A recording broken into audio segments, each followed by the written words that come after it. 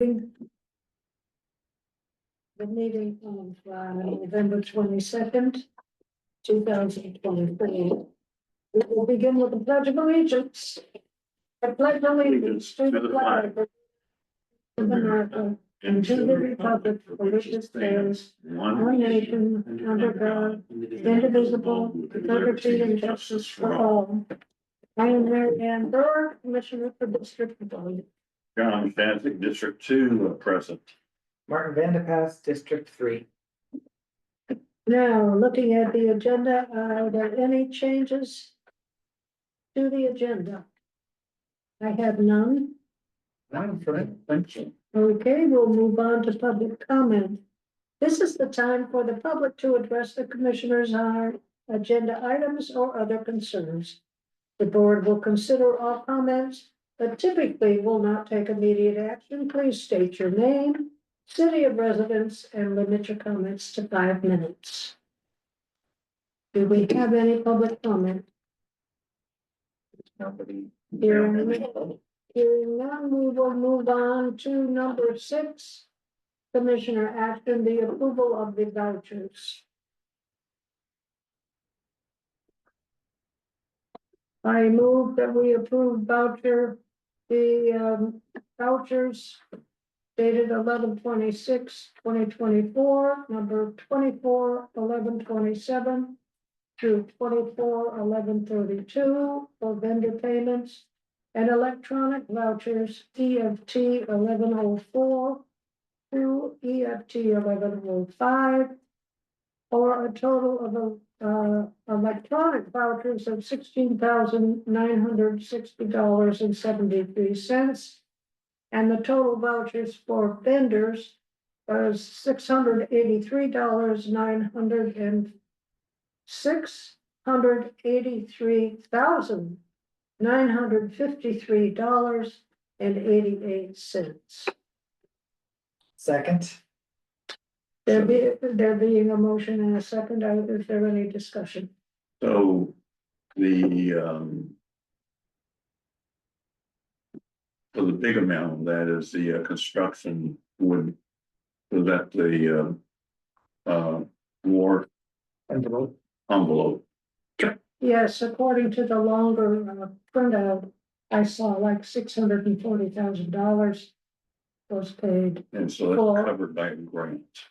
Nope, No, it's our IDD money. It's It's partially covered by a grant that we were supposed to use in the pile and cast, but they delayed getting their notice of completion or knock, so we're gonna use some of the rest of the DAP grant. But no, this is an IDD project. primarily tax money from the IDD.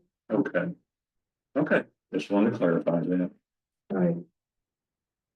Is there any more discussion? Not for me. I'll call for a vote. All in favor of approving? Aye. Aye, unanimous approval. You sign it.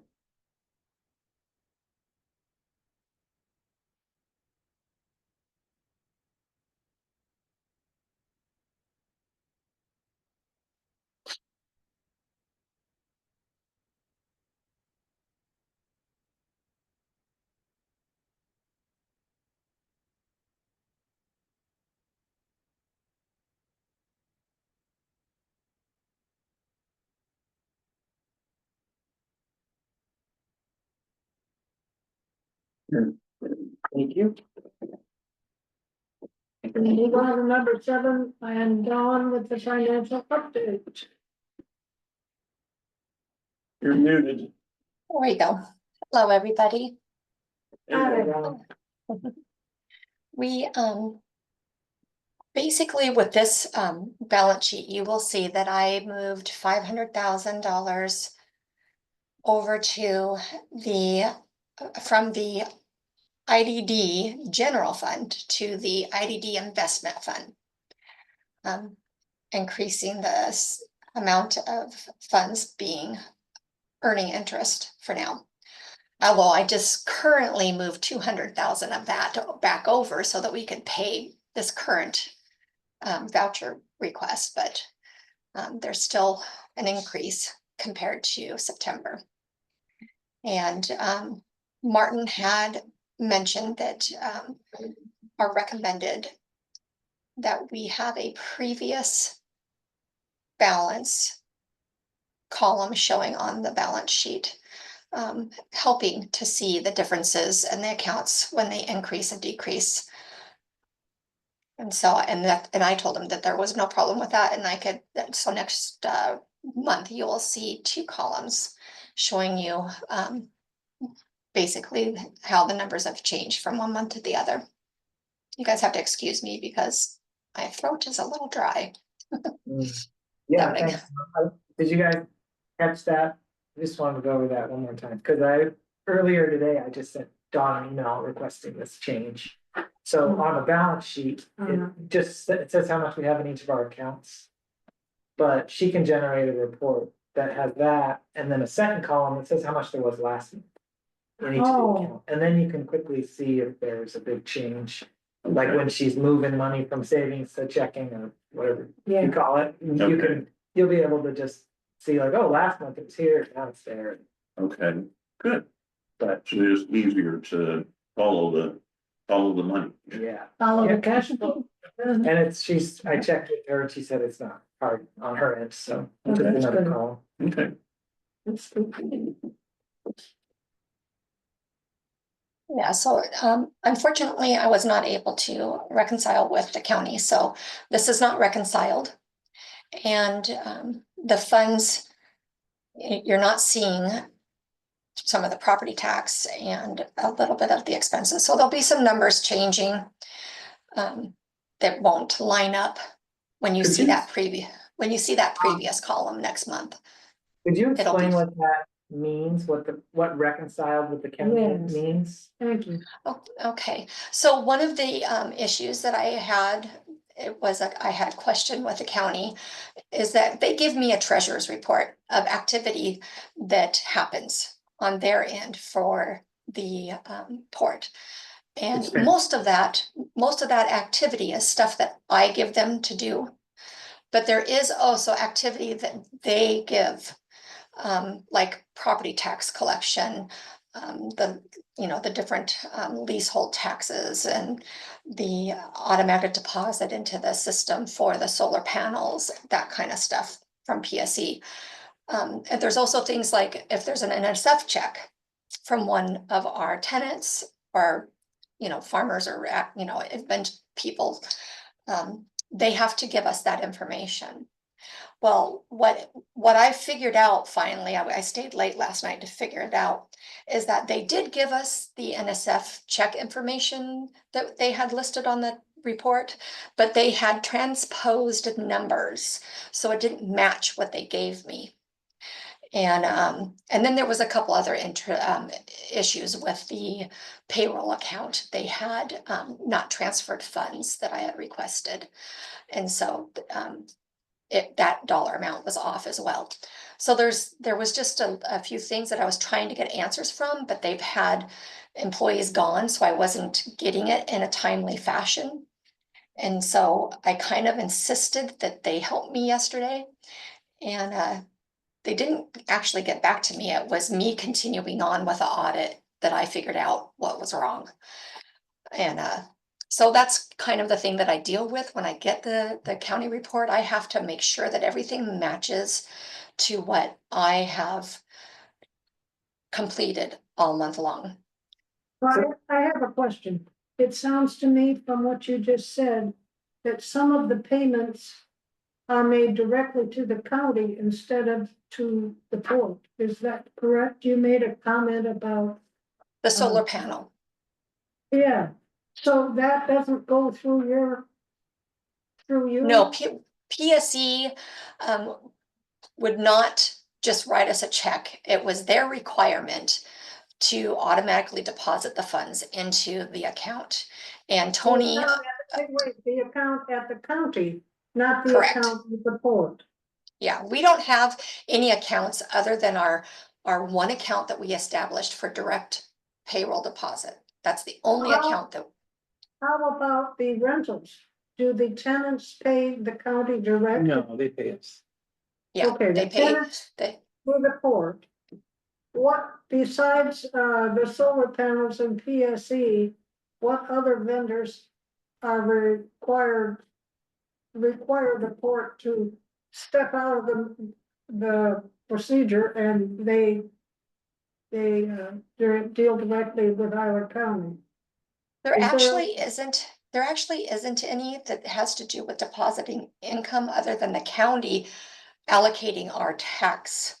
Yeah, that makes Proportions. sense. Yeah. PSC sends us money through an EFT. And then we also send money out for like our health insurance Okay, electronically. We don't do a lot electronically. If that's what you're asking. well, so do you pay PSC direct? Or does, No, PSC actually gives us revenue that we generate from the solar panels every month. okay, so what about the utility bill? We just get a bill and it's on your bill. That's like normal, Yep, that's like, but Yeah. if the money's going the other way, it avoids going through the courts. well, we get checks from almost everybody except for really PSC. PSC is the one that says if we're gonna pay you money for this, the energy you generate, we're gonna do it through an EFT process. I see. We try to avoid And they- those. Yeah, So- and they do send us a deposit, information every month via This email. morning, I sent it along this morning already. So Okay, so the one that you get direct from them, what is the timing compared to the reconciling with the county? It gets kind of confusing to. Well, really- we just received one. We just received one. And I go ahead and enter it. Then I will also see it on the county's report. The ones that I don't see until they give me the reports, which is usually about the middle of the next month, are the property taxes or any credits or adjustments that they make. Mhm. Or the NSF checks, that kind of stuff. Yeah. sometimes they'll give us a heads up, hey guys, this check bounced or whatever, but yeah. So I have, Could you explain that one? Because, so what's the process of depositing a check? We transfer the physical checks to the county? so we get, yes, so we get our rent checks and our event checks and any checks that come to us that are mailed directly to us. We get them, Murray puts them into a deposit slip and takes it into the bank and gets a receipt. Then comes back and files what's called a, transfer, what's it called, a transition report or? Yeah, it's a deposit transfer transition report that, We file a piece of paper that has a copy of the deposit slip. And then Don gets all of that, plus a copy of every single check. Okay, Now, if the check is a special check, like a damage deposit, we have 2 new tenants coming up, it goes into a trust account. So she has to make a separate deposit into a trust account, 657. yes, I believe that's what it Our is. main account is 653. So all these physical checks that come in, staff processes them. okay. And we have our processes at the county. But every once in a while, one of those checks that are given to us bounces. Mhm. And the county assesses a fee.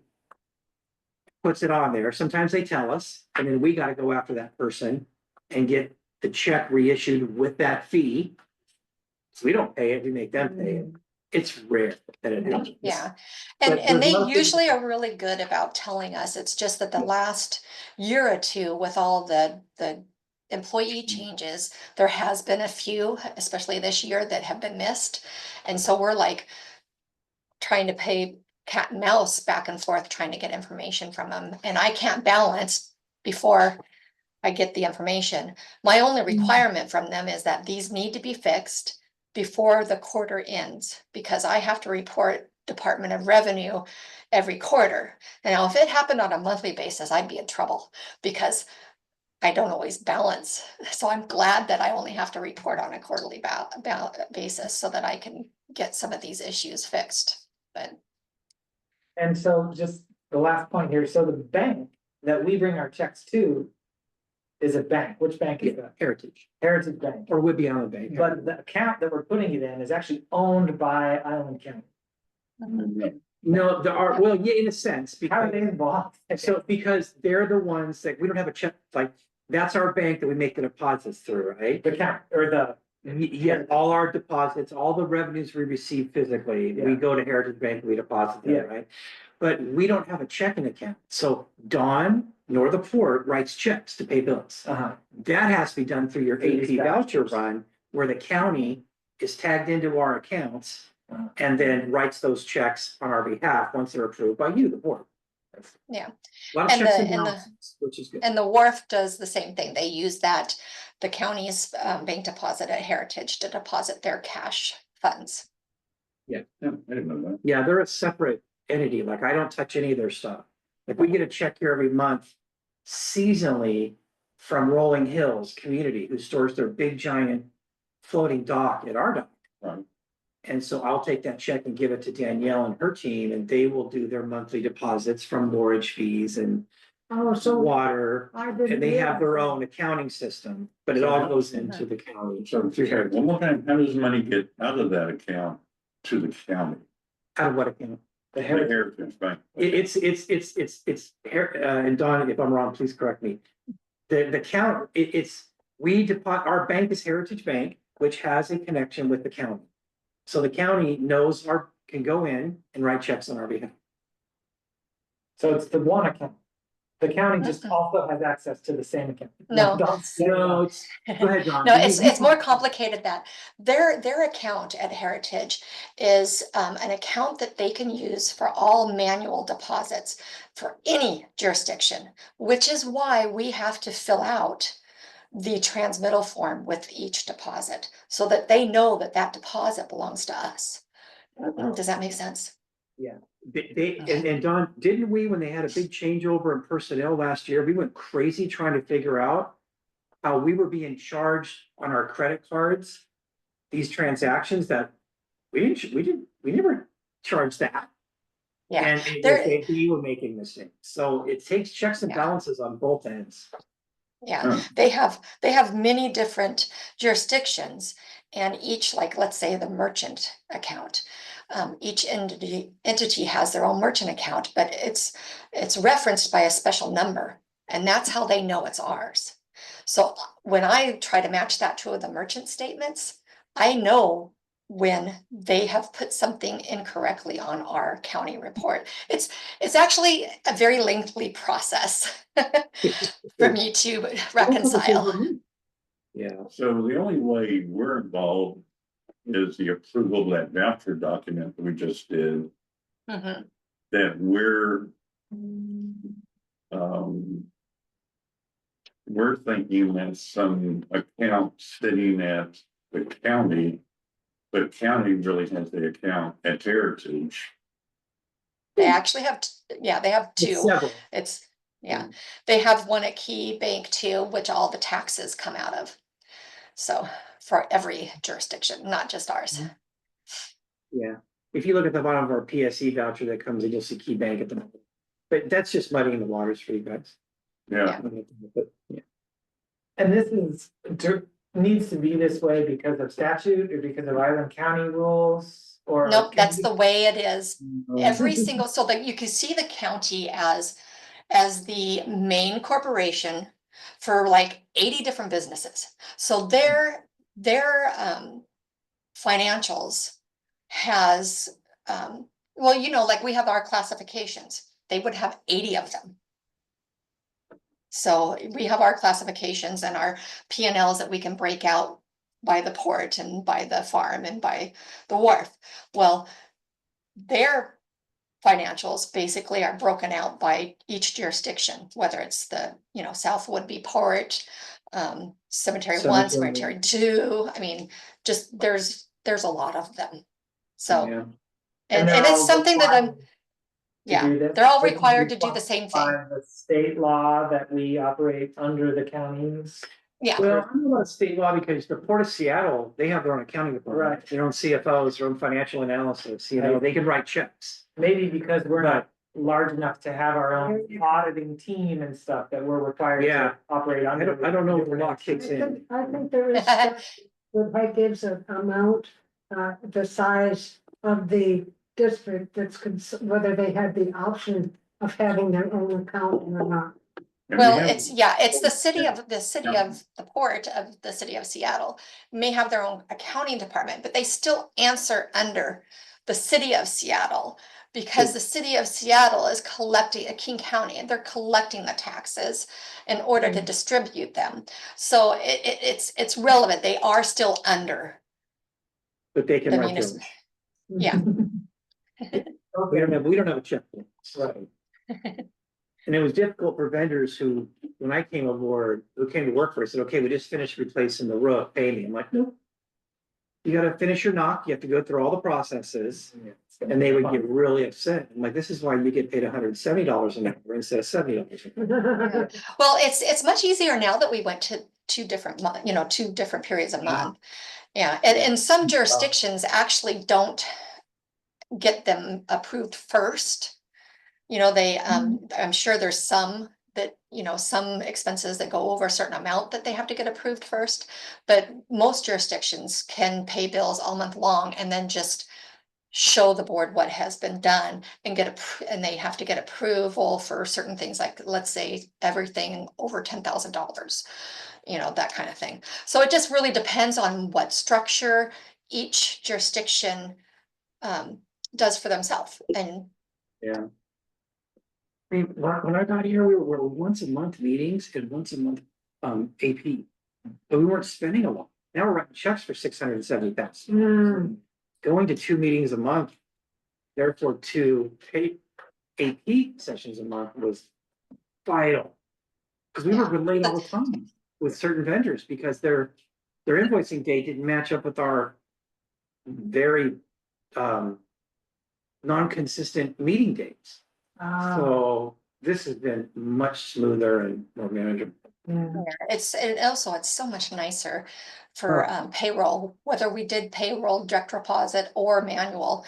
I just had a very hard time with these monthly payrolls, and sometimes I had to wait till the 3rd week and 4th week to get paid. And so going to 6 weeks before we got there. yeah, so I this 2 times a month, and the direct deposit is much nicer for everybody. All right, are we finished with the financials? Any more questions? No? Was that your entire update? I feel like we kind of stopped you pretty early. So it's okay.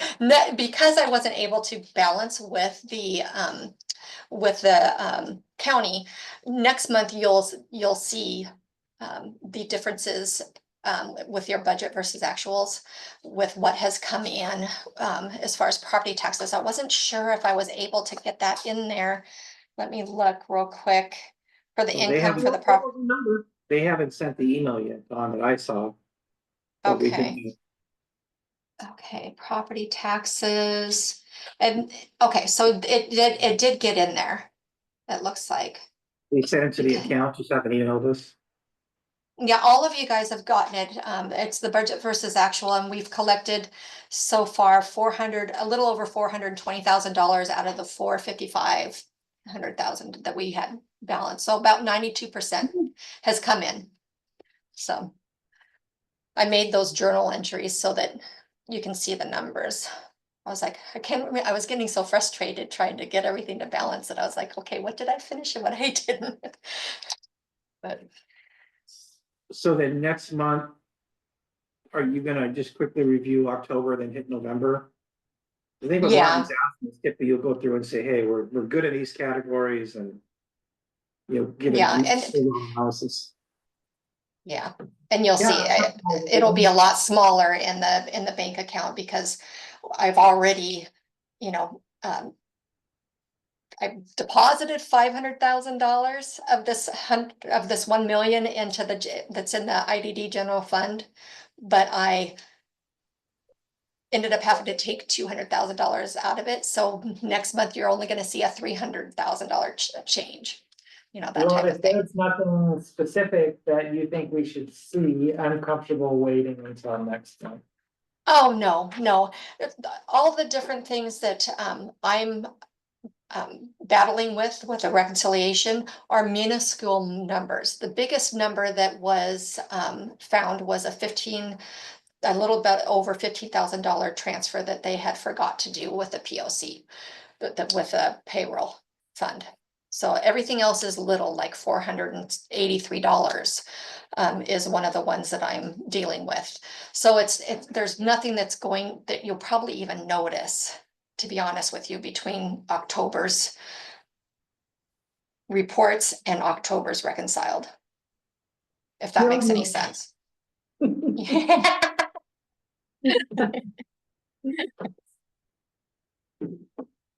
Okay, can we move on? Mhm.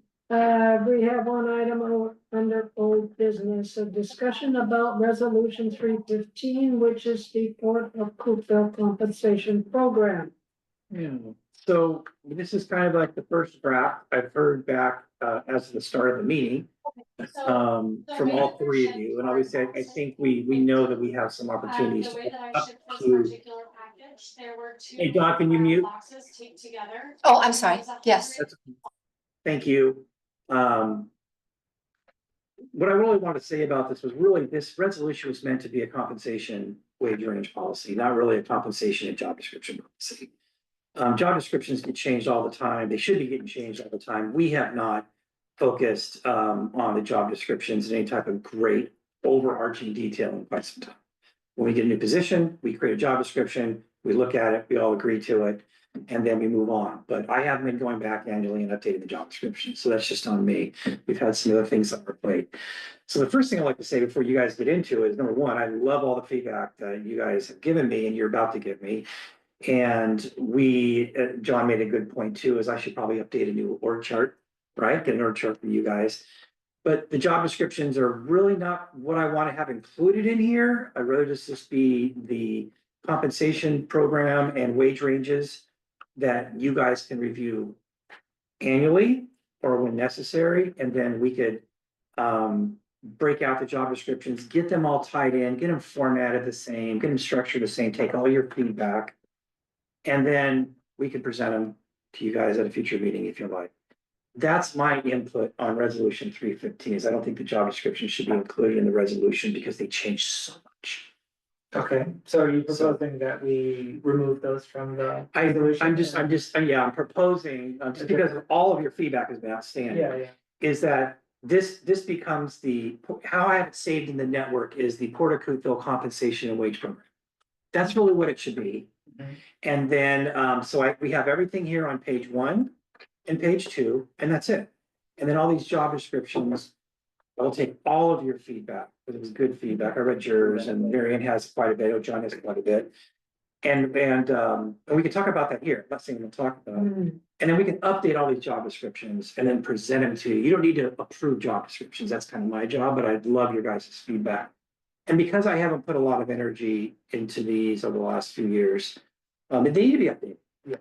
And I thank you guys for the help. You guys helped me do my job. Okay, would that involve one more, changing the resolution? Because I think number 2 on the Yes. resolution says about the job description. Absolutely. I didn't want to change anything until I had a conversation. I think the references just need to be removed. Yeah, I think they can be separate. We can do the job description later. That's fine. Yeah, because job descriptions really are just part of the employee manual, and I don't even include the job descriptions in the employee manual. They're just job descriptions. So, but this, when it gets approved, will be, and I'll make all the adjustments once I hear all your feedback.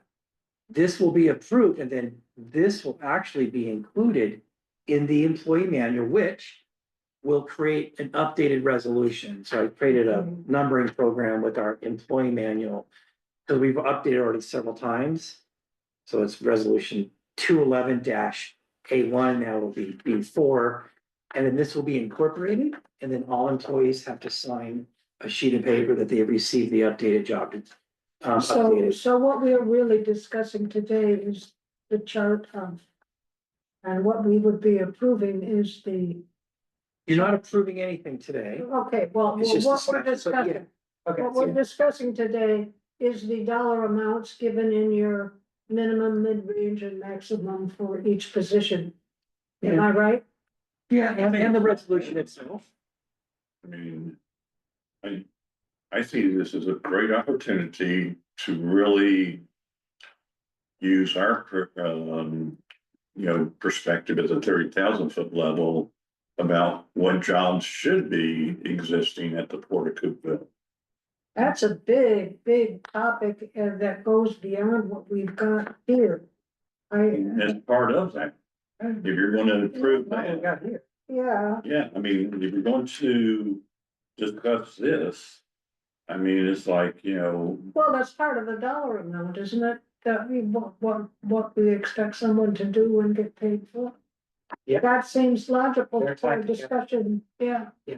But are you asking that we actually talk about positions? Yeah, Like overall, but dive into all well, the it's feedback. just like, you say you had a situation with one, facility person dropping something into the water. Mhm. And so all of a sudden, it's like, his, compensation is up for grabs. Well, isn't that kind of getting into micromanaging, Chris? Isn't this all managing of staff and issues like that? Isn't No, that I Chris's job? I'm just saying, if we're going to try to set up the port for a longer haul after you're gone, I'm gone, he's gone. He being Martin, sorry. And Chris is gone, that, whoever comes in after us has a coherent staffing environment.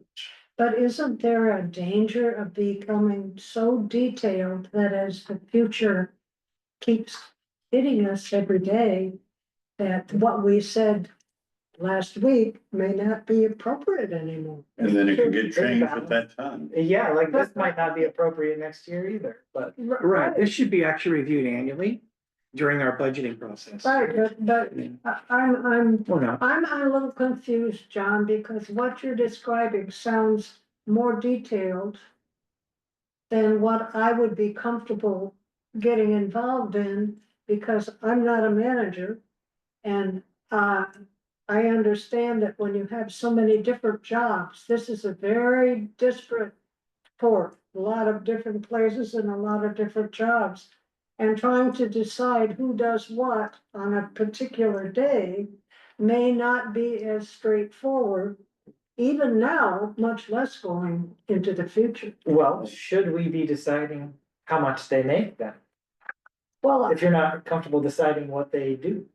Well, Well, let me answer your question though. Okay. okay, So, the way I see it is like identify problems, think about solutions, discuss with the two of you how that problem should be handled. I've mentioned before, I think we have a problem by not having a assistant ED / property manager. I've talked to too many tenants that, because Chris has got so much on his plate and he's admitted it, the ball has been dropped on certain issues. And we have tenants that, we should have had a property manager get involved, not an executive director. That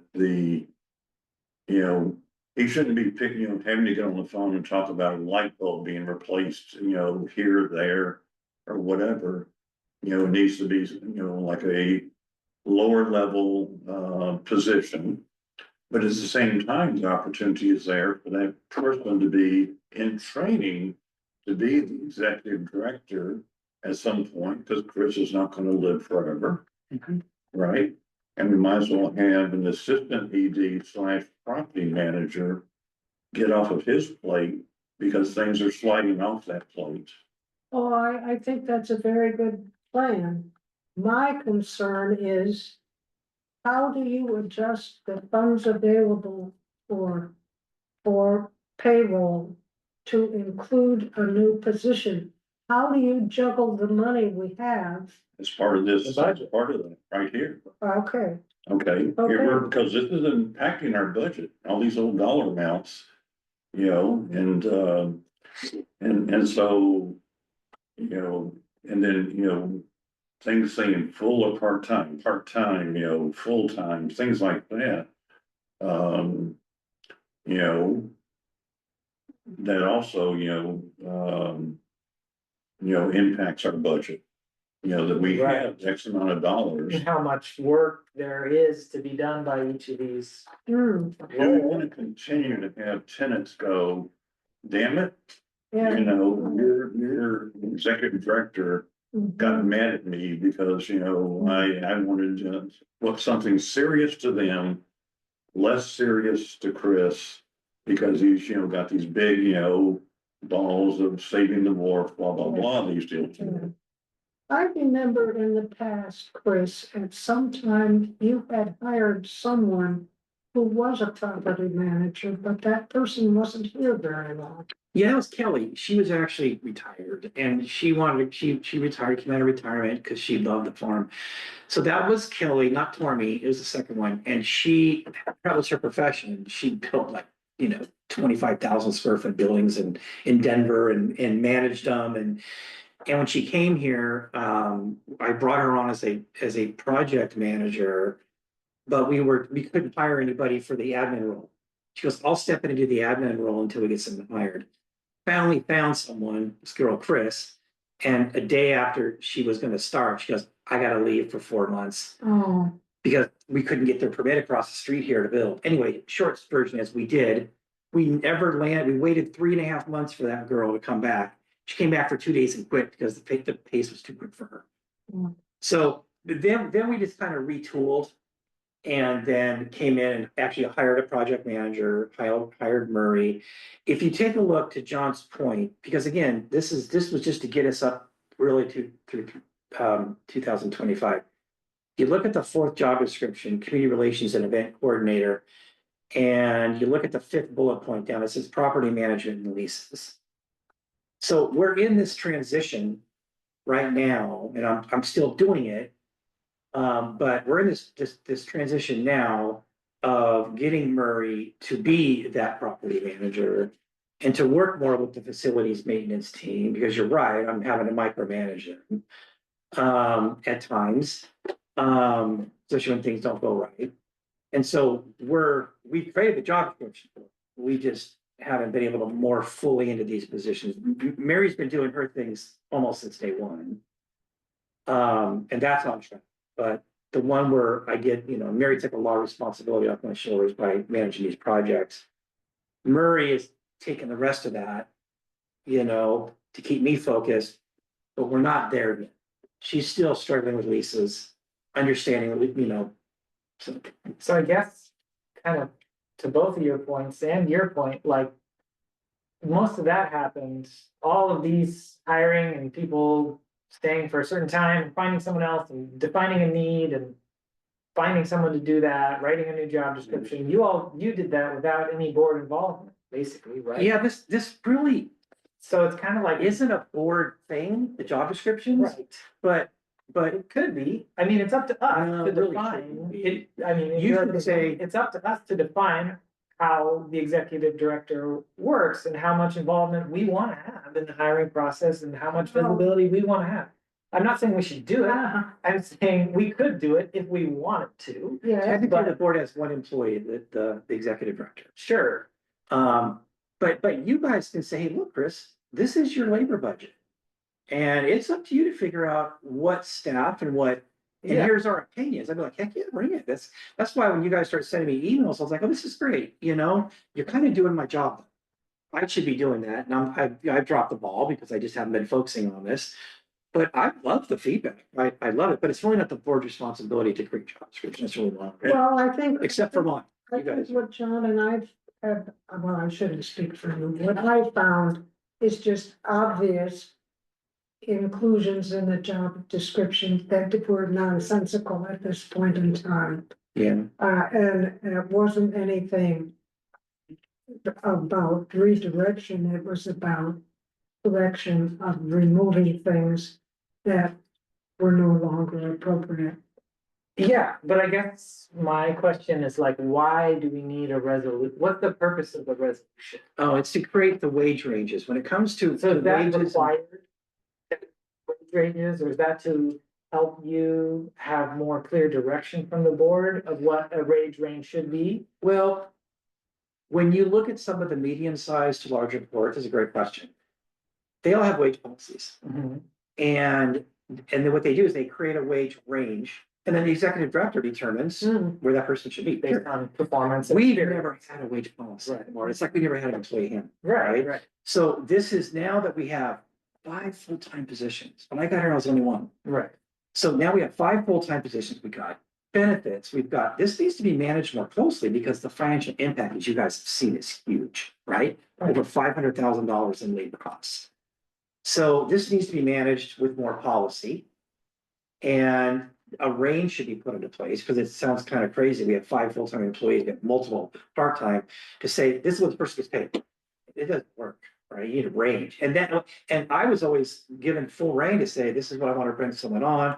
I was also very conservative. I think I lost potentially good people because I was trying to bring someone in at $18 for that position when it should have been 20. This, since we did our study, since we presented you guys with actual data, and I like John's approach to the sense that for you guys to look at that range, you should be looking at the presentation we get. The only thing that I would suggest as far as the job descriptions is taking a look at that chart I put on there, made it in order with all the job descriptions, and saying, okay, look at on a basic level what this person does. And they should fit in between this minimum with no experience, but potential and experience. And that's all I'm really asking, that we have a compensation wage program. And this all came out because of John's brilliant comment about, can we give bonuses this year to make up for the lack of wages? And we thought, yeah, we could do that. No, we couldn't. And they said, well, do you have a wage policy? And I was like, no, we don't. So again, we learned, throwing the spaghetti against the wall, that we should have a wage policy. And that came from our lawyer. It came from the MRSC's lawyer and our lawyer, which also opened up the conversation about the commissioner salaries, which was by law. So this is a good thing. What I really would like to see is I will update the resolution itself. That way you guys can vote on a Port of Coupeville wage policy. And then I will take all of your feedback. We'll update the job descriptions, and then I'll share with you. Well, you just did something that triggered a thought. If you're gonna do an annual review for an employee to see if they're gonna move up that range, then that's where the job description says, well, you were responsible to do X. You didn't do X, or you only did half an X. You need to do better about X before you get bumped to the. Yeah. So the job description then ties into the ranges here for the annual review, number one. For his use, For my use. not the board use, for his guy, use. yeah. I agree, yeah. So the other thing is, I'm fearful of the job descriptions being so tight that it narrows the pool of candidates. That you gotta have 3 years of experience, leaping over tall buildings before you're considered to be a dockhand. Something like that. Right. We don't cut our throat by having nobody, technically fulfills the job description day one. Yeah, you're exactly right. That's why when I sat down and did the range, I was like, okay, minimum is someone who has the skill set sitting there, but has applied those skill sets in a different capacity. Maybe it's construction management, right? Do they have skills to be a project manager? Yes, they do. Have they worked for a port or understand? No, but that's okay. And so it gives me kind of that range to go from zero experience in our industry, but a skill set that applies and on up. And I agree, John, that the job descriptions should not be incredibly detail oriented. They're just a job description. They should be high level. Here are the major categories where you should have your bundle of skill sets. Because I have personally read job descriptions in my history. I'm like, oh, I don't qualify for that. And then later on, I'm like, oh, of course you did. And it was like they were scary, but they weren't realistic, so. So the question I have for the two of you, okay, this is so intertwined. We have a budget. We kind of set it up, for the year. At the same time, looking down the road, do you think having somebody already on board, learning Chris's job in a way by, being like an assistant ED/whatever, is appropriate so that all of a sudden we're not, Chris gets T-boned, you know, on 525. And he's no longer with us. And Yeah, we're scrambling. I think it's appropriate. How do you square that with your first point about the budget? But that's a It budget. not being in there. Well, Yeah. that's why we need, this discussion needs our input. Yeah, I think the key is timing. I think right now is a little too soon.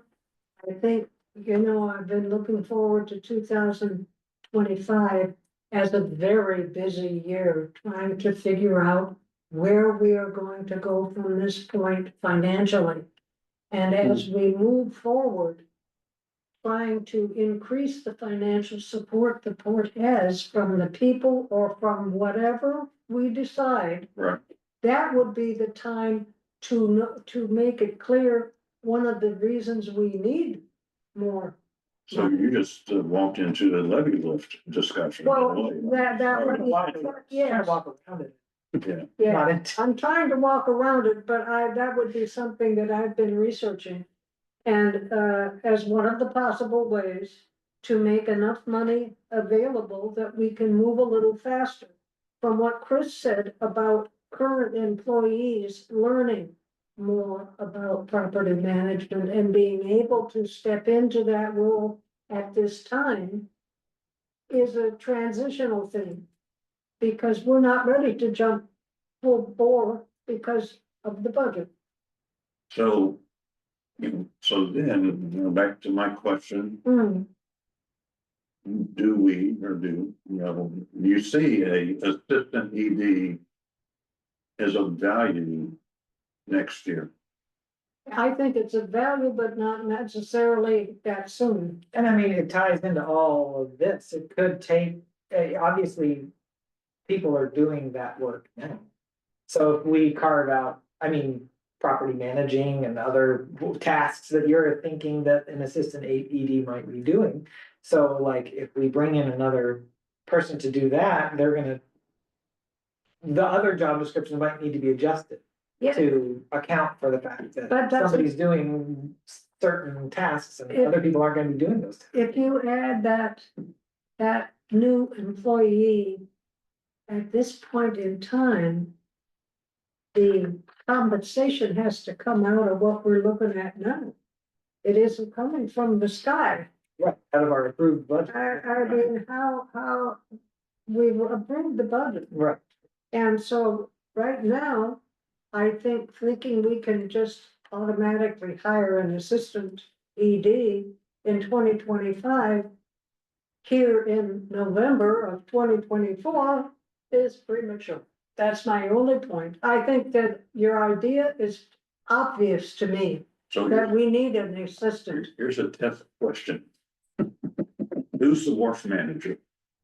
oh, like their name, Who's next, or who is it? Danielle? Danielle, Who's the assistant wharf manager? I've never met these people actually.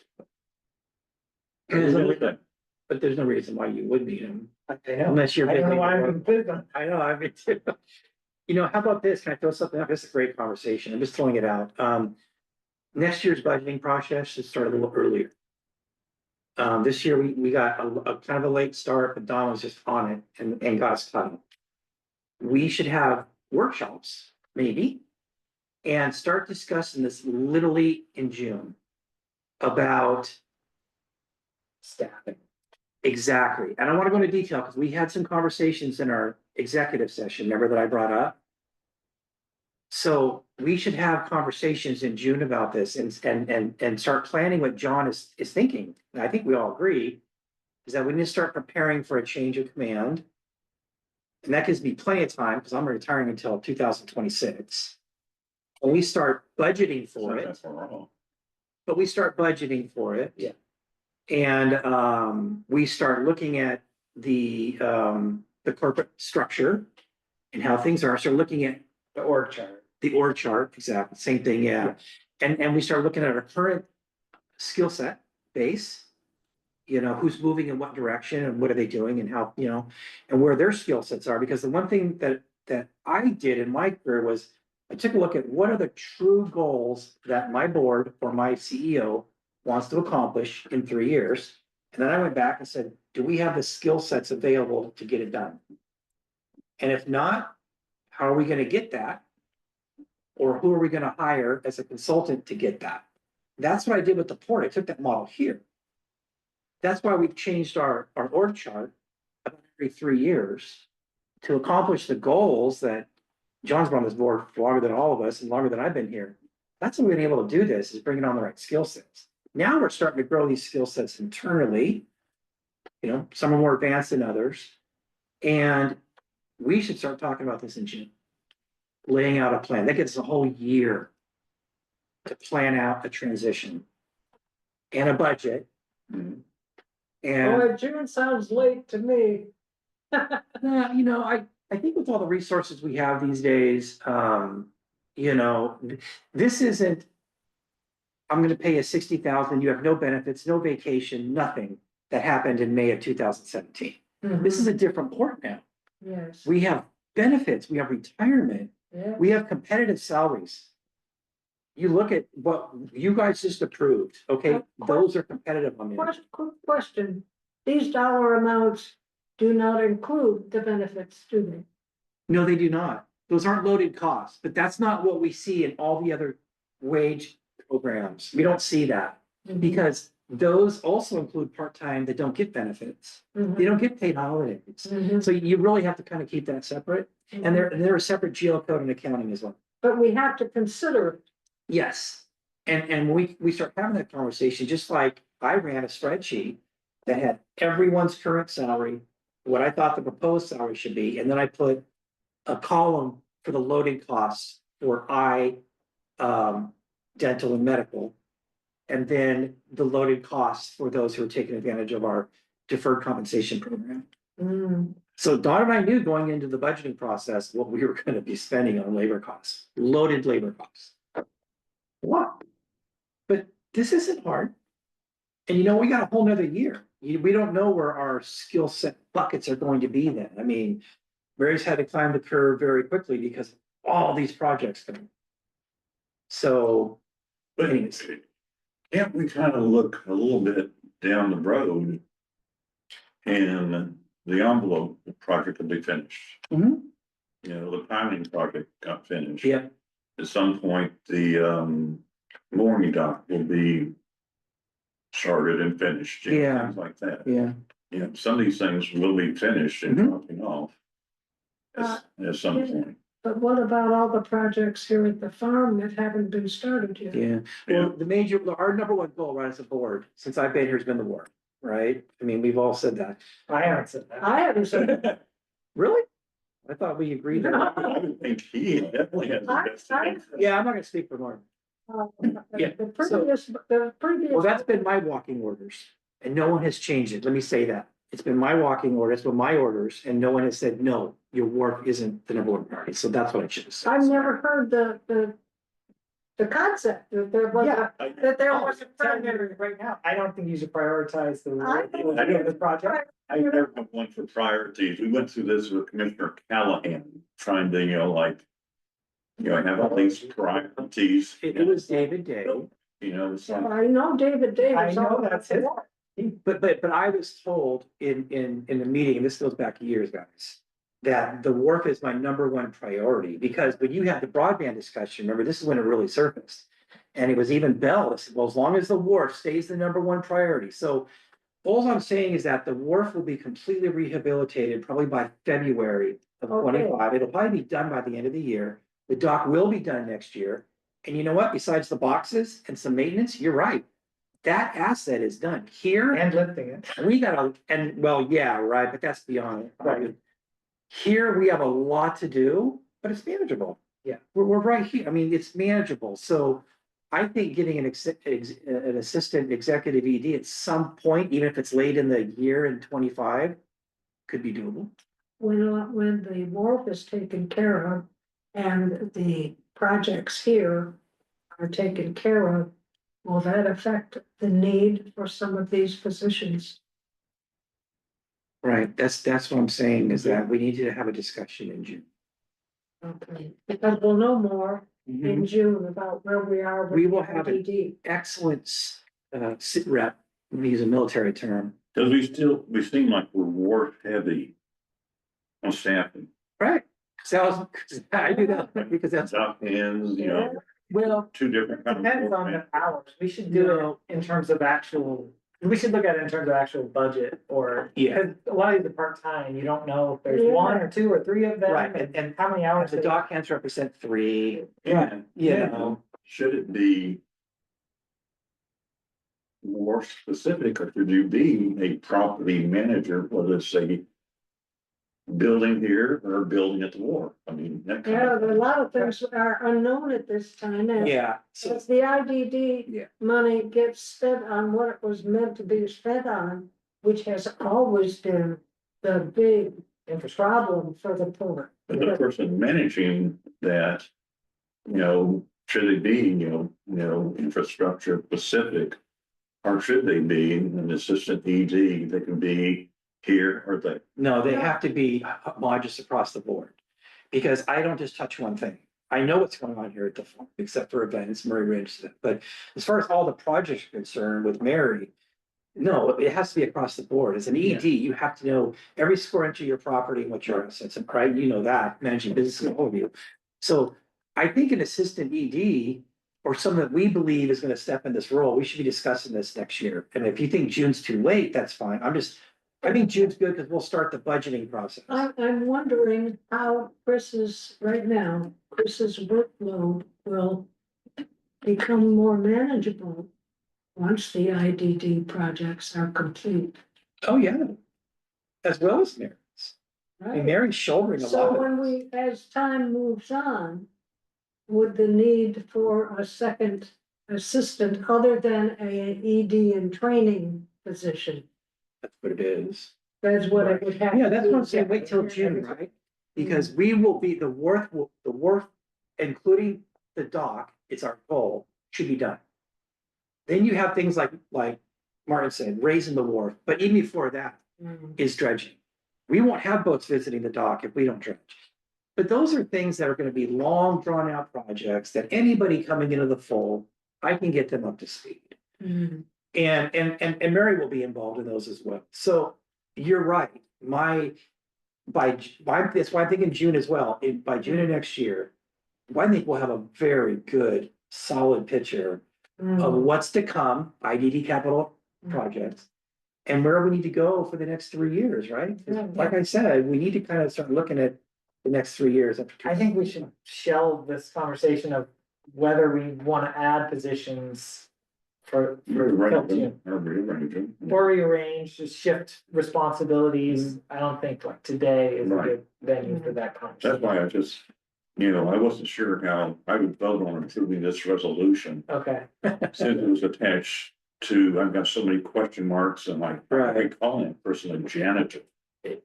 sure, They are, Yeah. that's what they do. well, yeah, So. But you're right, John, these should have been attached to this. So that's okay. I'll be. So when it comes, when does the time for approval of the, for the salary and wage ranges, when is the approval Well, scheduled? what I'll do is I'll go make these updates, which should be easy. I just remove the job descriptions. I'm just changing the title. That's it. Okay, And then I'll send it back out and I will place this as an action item on December 11th okay. because we don't have another meeting that month. Mm. And then you guys could decide to approve or disapprove. And if you really feel uncertain for some reason, then we wait until after. But that's the process what I'm thinking. And then I'll start working on the job descriptions. I want all of your feedback because I really appreciate your Even feedback. though it will not be part of. It will the not be approval part of the process. resolution. will it be a future resolution or that'll just be for your own internal? Job descriptions aren't by resolution. They're just pretty much the executive director's toolkit. But the resolution 315, Martin, will need to be in the employee handbook. And so I gotta make myself a note. When you approve the new when you approve the new wage policy, you will also need to approve an updated resolution to update the employee handbook. Okay, is this an update? So that won't be an update. That'll be a new So one resolution. exists now.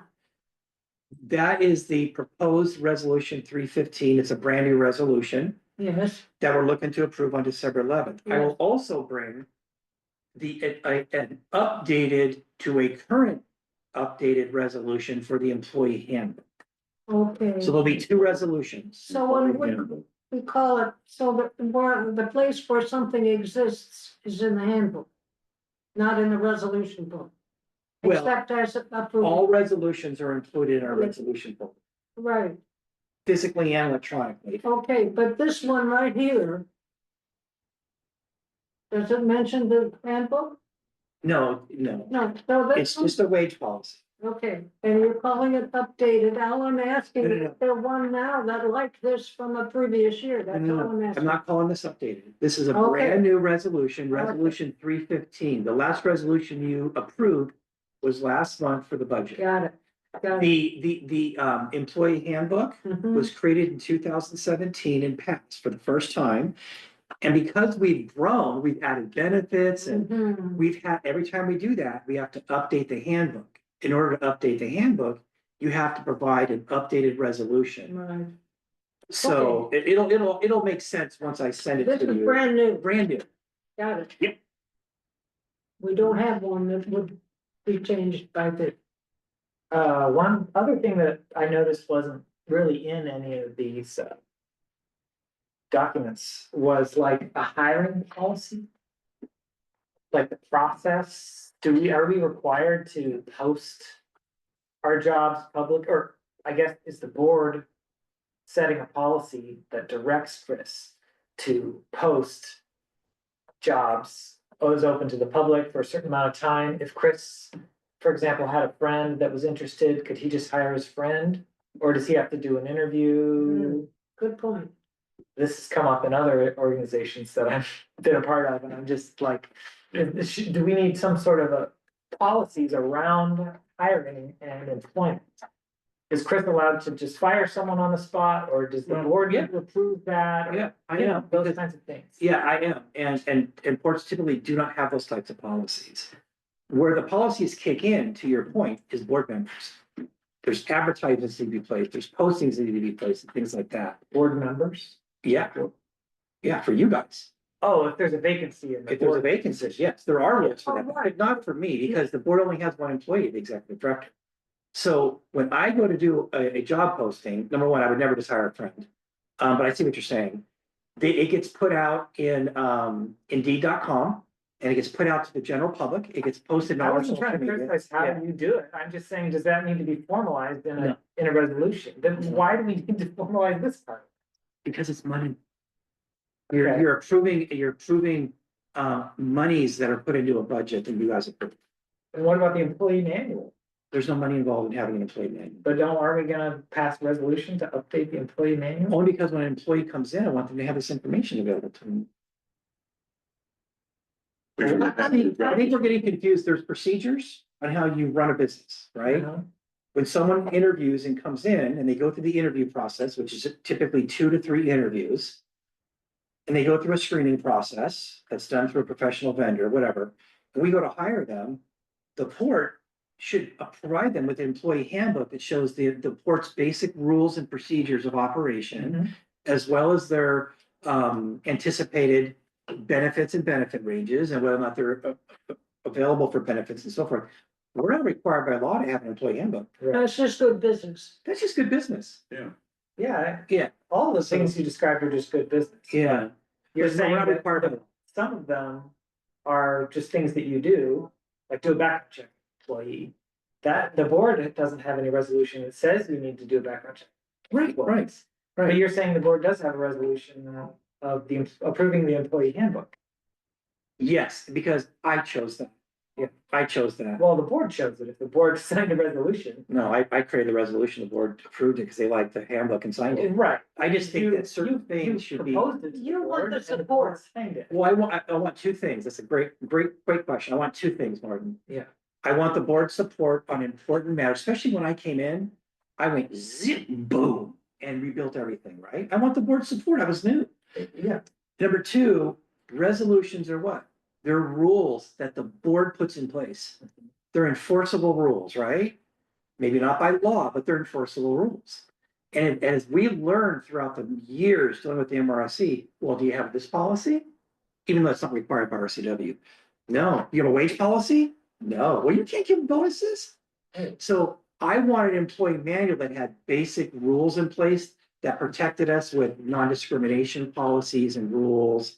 And so when you make a resolution, it's now an official rule of the board. That's what I'm saying. Yeah. I think that's good. And in addition to that, I think it would probably be a good practice, picture a future executive director that we hire and we're like, this person seems great, we're gonna hire them. And then they just hire their friend. And they're like, well, you never told me I had to post it on Indeed.com. You never told me I had to do a background check. They're Well, like, how does the new executive director get that guy? Why would from we the have board? picked this guy? Well, yeah, Well, that's like, I think that's that's like the other day saying we should have a policy that prevents Chris from painting the barn yellow. Remember that? He actually said that in a meeting. What was that again? He said, why don't we have a policy that prevents Chris from painting the barn, the wharf yellow? And because he wanted to have a policy to control everything I did. And I was like, what the hell? Your job is to hire the person you think is, I've hired people, and I admit, I was trained for years in targeting selection. Most people I hire, spot on. I've made mistakes, where I've hired people like, oh my God, how did I miss that? That's just the way it is, man. Yeah. You A learning can't, moment. what's that? A learning. A learning moment, right? You can't, I don't even know how to answer that because you could have a policy that says this is how I've got to dress, how I've got to go out and handle my employees. I mean, I don't know. I've been here 7.5 years. We have an amazing staff. We've accomplished amazing things. I would hope that when you guys do your next executive director, that you allow me to be a big part of this process. Sure. And that is a very vetted out hiring process. And you know what? If this person actually does do things that you guys question, you go into that room and you take a vote in an executive session, like you did with Forrest Randall, right? Sure. Well, no, you do it a little better than that. You do a little better. Well, I'm not saying I'm hiring a Forrest Randall. I hear what you're saying, Warren, but I've never heard of a policy that tells an executive director how to hire people. Okay. Yeah, I've just never heard I'm of gonna it. look at some other, I haven't Go looked for it. into it either. I don't know. Yeah. I'm just, but maybe I'll look around at some other ports. See Yeah. if they have this kind of policy. Yeah, you know, I mean, I don't think it's gonna be a micromanaging type of policy, but just some guidelines of, these are the basics of hiring that we should follow. We're not allowed to discriminate. We need to follow the laws, blah, blah, blah. yeah, well, those are in our employee handbook as far as the laws and discrimination and race and all that kind of stuff. I guess it could be part of the employee handbook. It could just be, this is our hiring process, and we hope that you went through this now Well, that you're hired. I'd be interested to read those, Martin, because I don't believe in advertising the local paper. I don't. I believe in going to Indeed.com, where millions of people can go online and look. Mhm. I go to Drew's List for help wanted. Yeah. We've had a good draw there. When I've advertised in the paper, 0. And Because I asked, where did you hear about it the? doesn't have to say specifically like which services you should use to advertise the job, like, it doesn't have to, obviously, it might need to change in the future if, Indeed doesn't become as, some other website comes up, any resolution wouldn't need to be that specific. There's so many ways to do that. There's so many ways to find a new employee that to try to say any one of them. Yeah, you could just It's find, limited. you could find your friend or your cousin. Yes, you could. Yes, you could. And they could be And a the good board, They could be a good employee. and the board is responsible for approving your cousin and your friend. No, we're No, not. no, That's No. what, we don't approve. that's all on me. employees. So. Again, you've heard of ADH, always be hiring. It's something I was taught in the 90s. When you're out doing your job and you're out looking around, you're doing your duties, right? Mhm. Always be looking for the superstars that you can snag, even though you have a position or not. Mhm. Always be I'm hiring. already talking about my replacement to people. Yeah. Yeah, Hmm. Yeah, well, the voters will decide on that eventually. right? well, but But somebody's got to put their name in. But someone's the hat. gotta- Yeah, true. right. So I'm looking for people that are good to Yeah. put their name in the hat Yeah, that's Yeah. great, yeah. and encouraging them. Yeah. And I was talking at Safeway with somebody and he's like, no. So I guarantee you, when we hit around May, June, I'm gonna be. And I always do the ABH when it comes to staff, right? Because you just never know when you just run across an absolute superstar. But for me, I'll be thinking about this very heavily. I'll be looking internally, I'll be looking externally. because I am very proud of what we have all done here, and I am just not gonna feel comfortable handing this over to anybody. Wait a minute, I'm confused. You're telling me that the board does not approve the hiring of the executive director? No, employees. No, I'm saying- you are, Oh, okay, you I are was the, talking about the hiring. of no, the it's your three decisions. Because, Absolutely. we did. okay, I was proposing a hypothetical situation where an executive director hired their cousin oh, and to do, didn't not for his as a job. deckhand I and didn't post it to the public. See, Would that be I something wasn't the clear. board would have any say in, or Uh, did they, would that violate any Got it. laws? I was not clear on what level we were. talking Nepotism is about. interesting because I always have been told never, right? But when you really look at it, it's not against the law. There's nothing that says you can't hire a relative. Sure. And this came up because an employee is married to someone that would be an excellent employee for the court. And I was like, no, I don't really want to. Well, wait a minute, it's not against the law. So I did some research. And I'm like, oh crap, it's not. So But we could have a policy, if we wanted to say that a new position needs to be open for certain days before we can choose a candidate or something. yeah, It's See, possible maybe I to have wanted to a, hire my brother. so typically that might be a conflict of interest. you could do something like that, but I know when I go on Indeed, I at least post something out there for 15 days. I know you do, because you're good, We're talking about just a policy. hypothetically. Well, tell you what, research some, because I've never Yeah, seen I'm them. gonna look into it and. I've seen the public ones. Let's table this for now. Yeah. I'll look at some other reports, see if anything like that Yeah. exists, and if Okay. not, I'm fine Yeah. dropping it. Why don't we stop this for now and move on? That's a great conversation. I really Yeah, appreciate it. it is. I really do. And we'll have now, the updated version and we'll have these numbers. And we'll have until December Yeah. 11th. I'll have this to you Positive. next week. I have one other. Oh, okay. The item in the, proposed. What are they called, resolution? Was talking about retroactively, paying people, and I know we approved.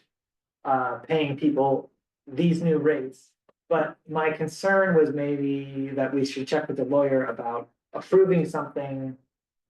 Involving retroactively paying someone, that sounds, just Sketchy. sounds a little weird. Yeah. So I think if there's a different, better, more legal way to say that, or like we already approved paying them those wages in the previous meeting, didn't we? Didn't we have? Yeah. Yeah, and I just listed it here in the first section. So the reason we're able to do this is because we are not paying someone for back performance. The board literally voted to start raises November 1st. Right, so why does it need to be in here? It seems a little weird. Yeah. It really does, CYA. it's just more transparent. So. Well, we approved it in an open meeting, I guess. Yeah, Yeah, but there's also things where we discuss budgets for 2 months straight and then we still want to post them online, right? Yeah. So that's no problem. I have no problem taking that sentence. I don't know, you can check with the lawyer, I guess, it just, when I read it, I was like, that doesn't sound like something that should be in a resolution. So this is saying, I agree. using the word I agree. retroactive for something we already did. Right, this approval isn't It's just just, approving their pay, because it has already been done. yeah, Yeah. Why is it in? Right. it Right. was just being transparent and putting it in writing to approved raises on November 1st. But I We have could, no it could be problem. it could be whereas on the whatever public meeting, the board approved. Oh, The let's, pay rates below. You don't need to even do that. This is why I put it in one sentence right here, just, how about instead of to be paid retroactively, using words to say that was instituted in November. Yeah, well, these it's pay retroactive rates- because the meeting was on November the 13th. Hmm. And so I had to put the word retroactively in there. But I don't need to have the sentence, to your point. I'll just take it out. I'm not sure what this resolution accomplishing now with that comment. It's accomplishing a pay rate, a compensation program. That's based on these ranges and these positions. This right here, Yes, this, yeah, which we learned from the Right. NRC, we should have. we haven't, as a board at 30,000 feet, haven't had our input about, we don't need that person, we need this person. Right. Well, And I don't care what you pay them as a ED, because you've got a budget we approved. And how you chop up that budget is up to you in the marketplace, yeah, right? So I guess I'm kind of saying, what the hell is this resolution really accomplishing except a lot of CYA? Hmm, no, yeah, well, Yeah, I think that is That's what it important. is. I think it's to help. It gives guidance from the commission to Chris of what the commission thinks is reasonable pay for Chris to So- pay within. The his ranges. marketplace determines that, Well, then we don't need this. right? If we're just telling Chris he can pay anybody anything he wants, As then, long as it stays in budget. well, but we only do budgeting once a year. I hire every year throughout the year.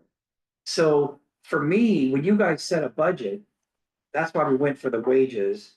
Then you approved them, then I put this wage range together, because I'm not only sitting there going, I hear what you're saying, John, but I'm only sitting there going, what should we pay for this job? I am literally looking at what can we pay, mhm. right? Because a project manager in Seattle can get $80,000 to $110,000 a year. We can't pay that. No. We also can't pay your executive director $110,000 to $140,000 a year. Also, to be able to make decisions on a higher level, we have to have a wage policy in place. That's why these whereas are very important to us. Because from time to time, the board should review its existing salary and wage rates. This gives the board the opportunity in the middle of a budget cycle to go, time to review, we've had major changes. We just need the rules in place for us to have options. That's what we need. Yeah. And in here, the job descriptions are mentioned several times and they are tied like to. they will John's not be point. when I get done with this. But it's kind of arbitrary to just have a 2-word job description that is the job title and say what they should be paid. But we will eventually have job descriptions. Yeah, but they're kind of tied together. Well, but this is saying, look, here are right now, the approved exempt and non-exempt employee job titles that the Port of Coupeville has on staff. And with this wage policy, this is the wage we are going to pay. So when I go out for a job interview and I'm going to recruit, I now have a range, depending on your experience, right? DOE, you see it all the time. And up here, now we have a policy that we can operate on. And you guys can change it anytime you want. This is a good thing. As far as job descriptions, no, we should have our job description titles in here because this is good business. And then we don't attach the actual job descriptions, even though I will update. So that's an interesting point. This doesn't include benefits. No, it does not. It doesn't say which jobs would be eligible for Right. benefits. Those are in the employee handbook. This is a wage compensation program. Right.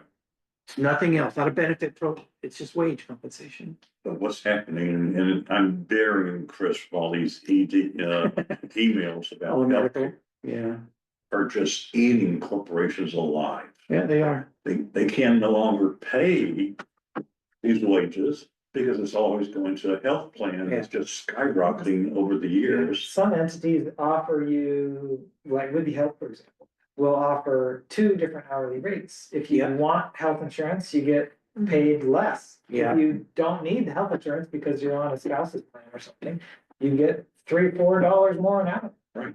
Yeah, you gotta cut it somewhere, right? Yeah, Like all my buddies at a company I used to work for, they're getting their health cut. Their health, their benefits. because they don't, because the employees don't want their pay to get cut. And that's another one of those things that will change. And you guys have the ability, because you have a Changing all the wage time. policy to look at the wages anyways. Yeah, but the benefits are actually in the employee handbook. Those are all listed in there, Yeah, how you're eligible, why you're Yeah, eligible. Should have been in a resolution, apparently. No, Employee handbook. no. What'll happen is when I go out to put out this new resolution, which will make all the adjustments. I will automatically send you guys the resolution 222 1-C, the updated employee handbook and where this will all fit in. So you will get all of them. Another weird line, I don't know if it's weird, but something I just noticed is that last part, for pay adjustments. These are the salary and wage ranges. I think the end of the sentence should be salary and wage ranges. Yeah, this is, no problem. Cause it's not necessarily just for adjustments, it's gonna be used also for new hires. I put adjustments in there in case there's an exemplary situation where maybe there's an employee that came in below and we underestimated their skill set and they were just like wham. So, And so if I can justify it in the budget, Yeah, it gives me the opportunity to work within the range, Martin is with. yeah, That's why I think that's all within the so range. You can do is that. our discussion heading down the rabbit hole of saying we don't even need item 2 there? Yeah, that's what we were talking. Yes, So Yes. you're basically gonna eliminate Yeah. number 2. I'm gonna eliminate number 2, And the places elsewhere where. where it says job description. See, Yeah. Yeah. we actually took this from the Port of Skagit. They had a really good one. It was clean, it was simple. Hey, look, this is where you fall when you apply for this job. I made it longer because of when the whole job description thing came in. I was like, oh, okay, I need to expand. Hmm. I will go back and clean this up and you guys have a chance to review this. That means you might as well eliminate that number 1 because there's no number 2. That the 1 up there is unnecessary, not the sentence, but the number There's 1. only one item, so you don't. Yeah, just. Here? Write them. Well, I put this because it refers to this.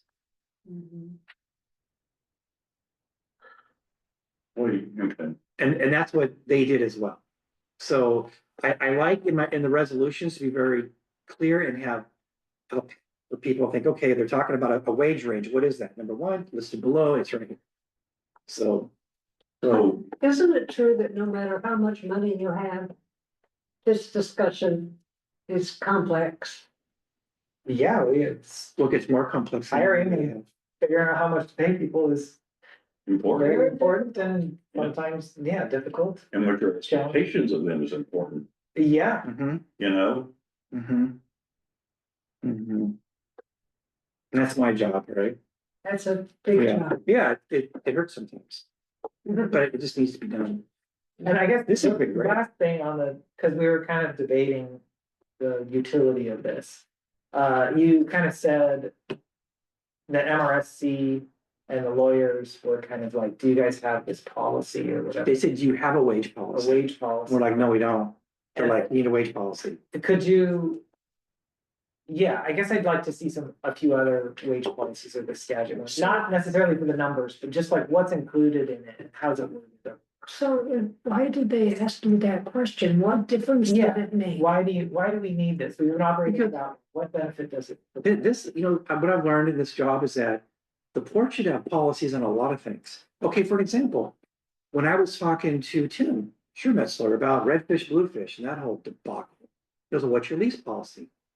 Oh. Don't have one. He's like, what? And then I brought him in for a presentation. He goes, well, what's your, you know what that was, John? It was an executive director policy on what I'm allowed to do. What was that? He goes, do you have one of those? And I'm like, no. And then they had a presentation at Small Ports Conference, like, oh my God, we need one of those to protect the port. It's basically what was it called, John? It was Authorization. it was something like that. I brought in Tim Shermetz, so he did a presentation about executive director or something. His, that person's ability to manage the port, but on kind of generally on every level, so touch leases and so forth. I'll send it out to you. Yeah. I've been trying to get it back so we can hit the lease policy. We don't have a lease policy, we have a wage policy. So policies protect the individual who's doing the work. Policies protect the port and therefore hopefully the staff. And I Port think first and then the staff. helps protect Chris from making a mistake, because he can look back and say, this is the policy, and this is why I did that. Yeah, I And then didn't, we can't say, Chris, you shouldn't have done that. And he's like, well, this is the policy you approved. Yeah, it's like, you're The that great. two-edged sword. Yeah, It is. It's really not It is to protect And if me, an but employee complains, like, I should have been paid more, I wasn't getting paid enough, they can look at the policy and say, look, Chris, this is what Yeah. you're supposed to do. Without the policy, they could say, well, he just didn't like me, so he cut Oh, my right, pay. it's discrimination or something, you're like, no, it's within, here's our wage yeah, policy. here's our it's, non-discrimination statement. Here's, yeah, Mhm. all those things. So, yeah, We think it's a CYA thing, but Yeah, it's, that's why it's important. yeah, Sometimes you I need. mean, and this is just a start, but this is what Skagit does. Now, when we looked at, or one other one that was just basically an inflated version of Skagit, but it didn't have wage ranges. We're like, we love the wage range, that's a good idea. Then you jump up and you look at these ports that are medium and bigger, they all do union stuff, man. That's a whole different ball of wax. Contracts. Oh, my lord, Negotiating. we don't have that. So when we were discussing with the MRSC, he was like, well, what is your union? You gotta make sure, and we're like, no, we're just a simple, small, he goes, well, you have to have a wage policy. And so we just felt that Skagit was the best because it was clean and straightforward. This is just a starting point. It's the first time the port's ever had a wage policy. Okay.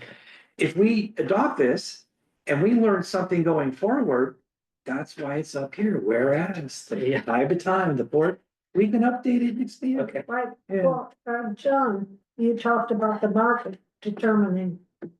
Once we have this, won't the market give us information on whether or not this is the right place to be? We presented that to you guys. That was all our presentation a couple months ago. But again, I really do want to stress, because I did lose a lot of sleep over this. It's what the port can do. Let's face it, Yes. we all need to get paid more to be able to live here, but we can't. We just simply can't.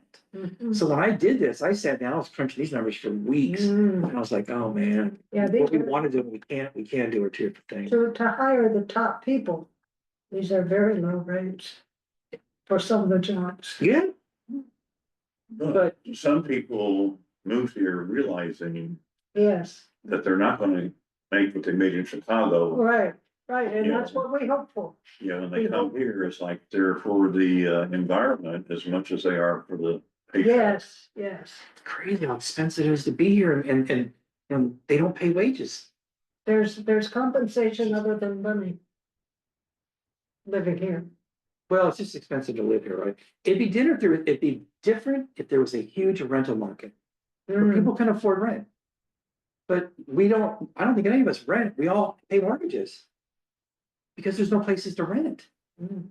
So anyways, Yeah, they're all, I'm proud of this as a start, Martin, for us as a jumping point. So I'll make all these adjustments to get this back out to you. okay, can we move on now? Yes. Yeah, Let's move on good job, to you guys. Do this. new business, and it looks like, John, you're up. It says discussion Commissioner Masashek residence. So, you know, I checked with MRSC and got an email and it had the ports policy just written throughout it. So what I, you know, put forth, to them is that, Meg and I may want to live part of the year off island Ah, during the really blustery, damp, cold, windy months, 2 to 4 months. Okay. Don't know where that would be yet. You know, Probably not within your district. right. So when I wrote them, they said, well, your board should have a policy. But, you know, and then Chris reminded me that, you know, day to day we go on these extended vacations Yeah, for 5 weeks. and then, you know, zoom into our meetings, Mm. you know, from Turkey, Mm. you know, things like that. So, Did they refer to any law that gives clarity on that issue? no. Cause I know sorry, to interrupt, but there's a tax definition of a resident. You can only have residency in one place. Well, And- I think it's where you vote, like is. Sure, the voter registration. Yeah, and as just long because you're as you maintain an address and actually live. most of the year, so Yeah. for days and everything, you can Yeah. claim that as your residency. So I'm just trying to be proactive because I'm gonna be coming up for whether or not I put my hat in the ring Mhm. in May. Sure. In fact, you have to put your hat in the ring in Yeah. May too. Yeah. So part of this is just, you know, Meg's not jumping with joy, but you know, at the same time, you know, we both are getting older and the weather is bothering both of us. So, we're just trying to figure out how to solve that problem. Is it, swim, I don't think I'm gonna get that much relief doing what this. what?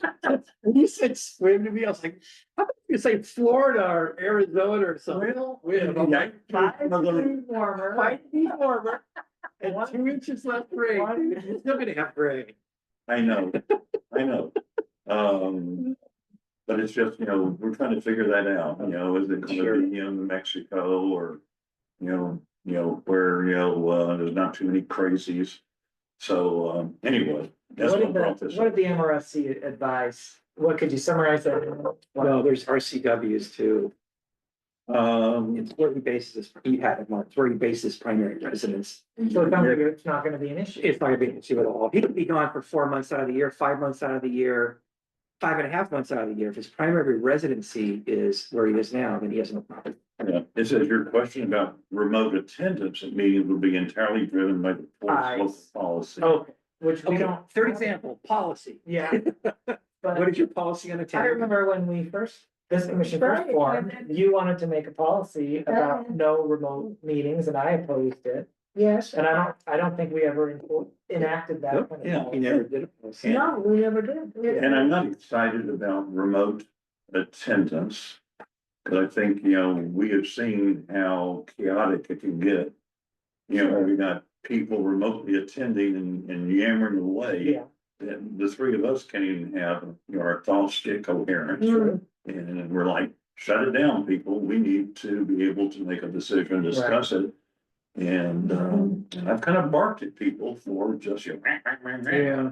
It's hard to have a Overlapping. flow of a conversation and interrupt like this one. Yeah. they've given their input, now shut the hell up. Mm. And it's Yeah. executive sessions too, could be a little difficult, but I can work that out technically. We have executive sessions with the lawyer, remote.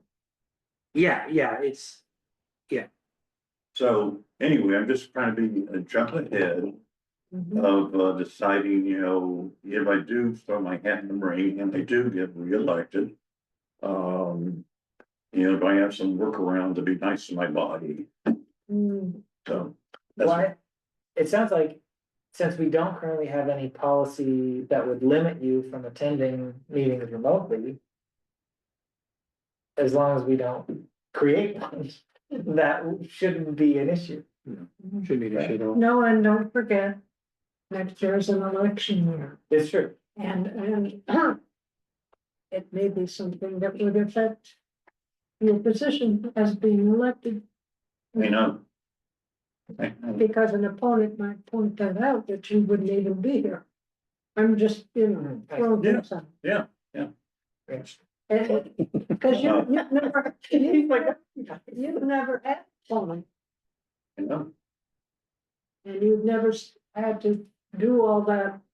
Well, neither one of you, let me tell you, when you put your name in for election, you get a lot of requests from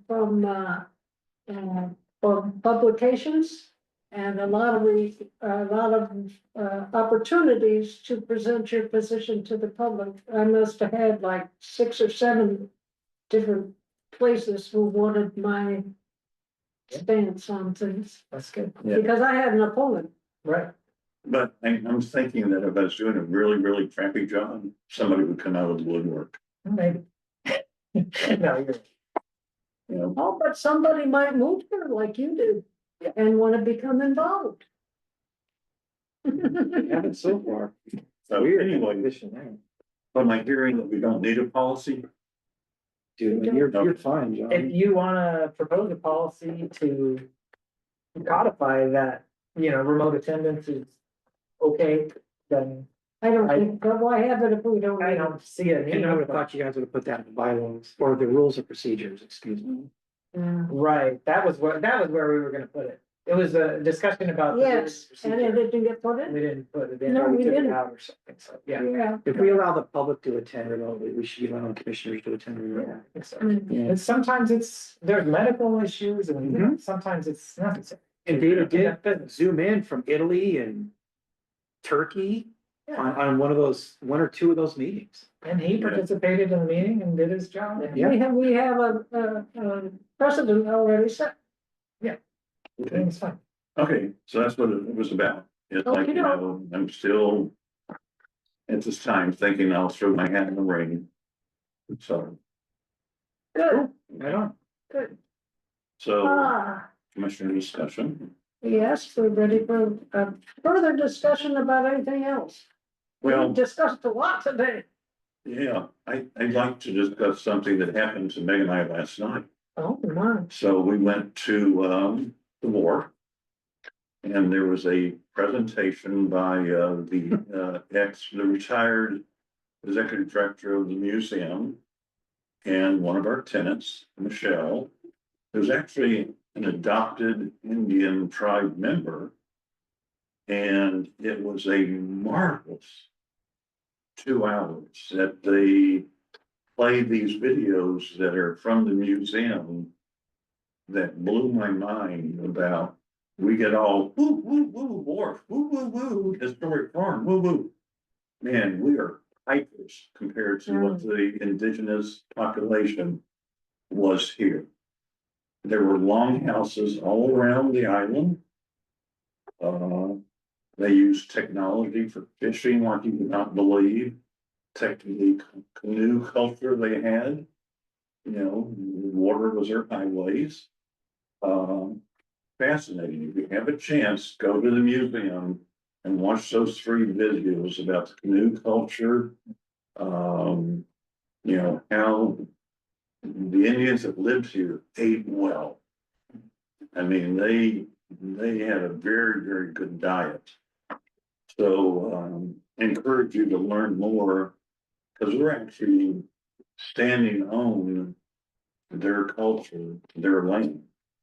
And I think we need to be more understanding and more respectful of what they really had here before we showed up and took over.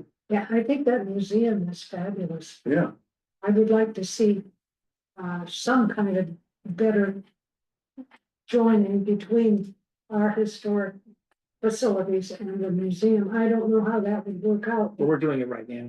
and what We work with Dalva. We're having 4 interpretive panels put up at the wharf that are very Oh, fabulous. indigenous centered and historic Fabulous. center. As soon as Dalva walked in there, because the former executive director was not someone that you could just sit down and work with.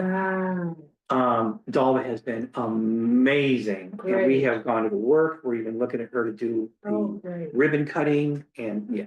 So it's sort of the, you know, we've got, you know, an indigenous couple, you know, as a tenant. The Beaver Tails come. Yeah, and they are, you know, a driving force for people to understand, you know, that, you know, their relatives got here about 10,000 years ago. Mhm. You know, Evie's Landing people got here about 150 years ago. Mm. You know, Yeah, that's the main purpose of their. I mean, you remember their presentation they gave to this. Yes, Yeah. yes. Their main kind of mission is education and historical. Are they still Education. there? They're still there. yeah. So anyway, it's just a fabulous opportunity for a learning moment for us to really understand, Mm. you know, that we need to find ways to respect what they're trying to accomplish. That they're not going to maybe be the same as maybe another tenant might be. They've got an agenda about trying to educate. And the place was standing room only almost. Mm. And the number of people that were, you know, piping in about their knowledge of, you know, different issues about Indian cemeteries and the way they used to bury their dead. You know, they would actually have a small canoe, put the body in, smaller canoe on top of that, and put it way up in a tree. Wow. Until the missionaries got here and said, no, you put the bodies in the ground. Oh. So it used to be that all these canoes stuck up in trees with Mhm. bodies in them. I did not know that. Yeah, There is one Indian chief that died in the late 1800s that has a fence around it right by the prairie, what's that, PRI? Yeah, There's a street you go down. My Mm, buddy took me there many, many years ago, riding our bikes up the island. He goes, "Let me go show you Chief so-and-so." I said, "What are you talking about, dude?" Got off the bike, walked about 15 yards into the forest, and there it was. Like, Little oh my cemetery. Lord. No, just one tombstone. It's fenced off. Yeah. It's like fascinating, man. I was like, oh my Lord, I didn't know this was here. I guess I always thought that, this was just sort of like an intermittent, that, the Skagit, Upper Skagit tribe would come here certain times of the year, collect some berries and leave. oh, no. Thousands of Indians are, indigenous people were here in their longhouses, building these incredible ways of catching fish, different types of canoes, warp, and they had slaves. Their economy was based on slavery, Mm, so they From had, other tribes? Hmm? From other tribes? yeah, yeah. So That's wild. they had the pure Skagit with the top of its, ladder, and then, the next level was, somebody married into a Skagit. Was the next level, their hierarchy. And then, somebody that was, neither one of those was a member of the tribe, and then slaves. And so, and raiding other tribes for slaves was a big deal. Using their canoes to sneak up on them and whack them with a paddle. wow. Right. So anyway, That's it wild. was a fascinating presentation. You need to watch those videos All right. to really get a feel for where we are. So anyway. That's about what I'm Well, gonna say. thank you for that. Yeah, This is our time for another opportunity for public comment if there is any. You see none, it's time to adjourn at 2:41. Another good meeting. Yeah.